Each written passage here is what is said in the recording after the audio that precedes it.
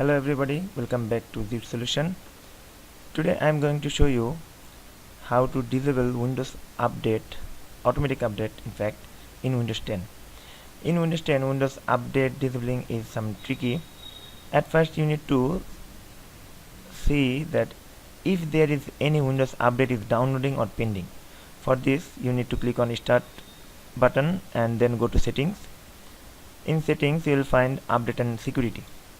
In update and security, here you will see if any Windows update is available or not, or if any pending updates are here. After checking it, you need to click on Windows key plus R to open run dialog box and then type services.msc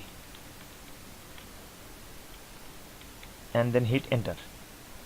In the dialog box you need to find Windows update option and then double click on it, Windows update.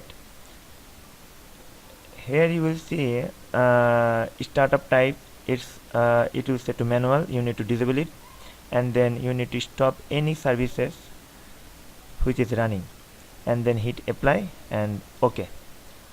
After that you can see startup type is disabled. Now your Windows 10 will not automatically download any updates. Okay, thank you for watching and don't forget to subscribe for more videos upcoming next and stay tuned. Bye.